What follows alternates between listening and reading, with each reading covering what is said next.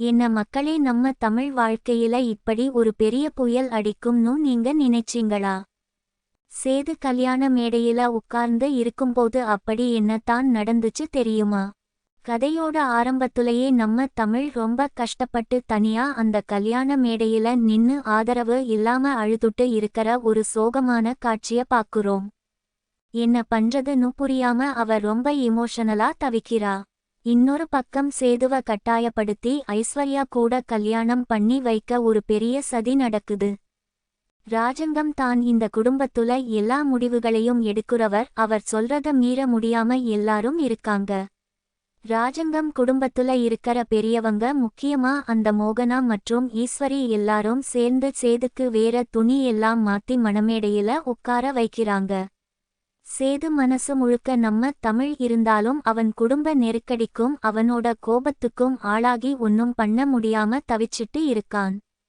அப்போ தான் ஒரு பெரிய திருப்பம் நடக்குது. ஒரு போன் கால் வருது. நம்ம தமிழுக்கு குழந்தை பொறந்துடுச்சு, அதுவும் ஒரு சிங்க குட்டி மாதிரி ஆம்பள புள்ள பொறந்திருக்கு ஒரு சந்தோஷமான செய்தி வருது. இந்த விஷயம் தெரிஞ்ச உடனே ஒரு பாட்டி அந்த பிள்ளைய தூக்கிக்கிட்டு இந்த கல்யாணத்தை எப்படியாவது நிப்பாட்டணும் கல்யாண மண்டபத்துக்கு ரொம்ப வேகமா ஓடி வராங்க. வழியில வண்டி நின்னா கூட எப்படியாவது போய் ஆகணும்னு அவங்க போராடுறது ரொம்ப விறுவிறுப்பா இருந்துச்சு. இங்க மண்டபத்துல ராஜங்கம் தான் தாலி எடுத்து கொடுக்கணும்னு எல்லாரும் நின்னுட்டு இருக்காங்க. பாட்டி உள்ள வரதுக்குள்ள கல்யாணத்தை சீக்கிரமா முடிச்சிடணும்னு மோகனாவும் ஈஸ்வரியும் ரொம்ப அவசரப்படுத்துறாங்க. தாலி கட்ட போற அந்த திக்கு நிமிஷத்துல கரெக்டா பாட்டி உள்ள வந்து நிறுத்துங்கடான்னு கத்தி அந்த கல்யாணத்தை அதிரடியா நிறுத்துறாங்க. இது தான் எபிசோட் ஓட மிக பெரிய இமோஷனல் ஆன நிமிஷம்.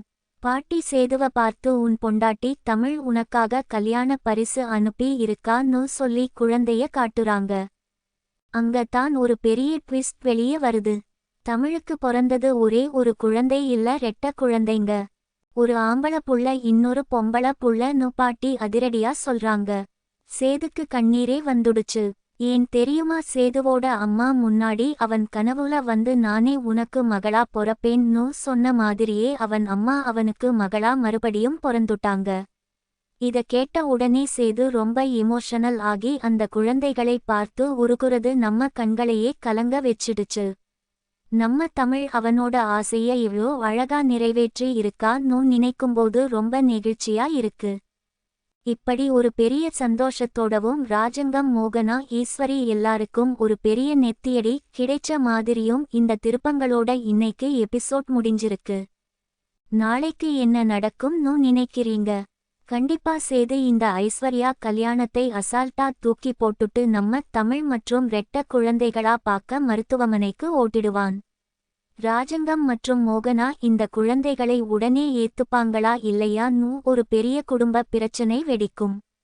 ஈஸ்வரி எப்படி இந்த கல்யாணம் நின்ன அவமானத்தை தாங்கிக்க முடியாம பெரிய கலவரத்தை உண்டு பண்ண போறான்னு நாளைக்கு பொறுத்திருந்து பார்க்கலாம்.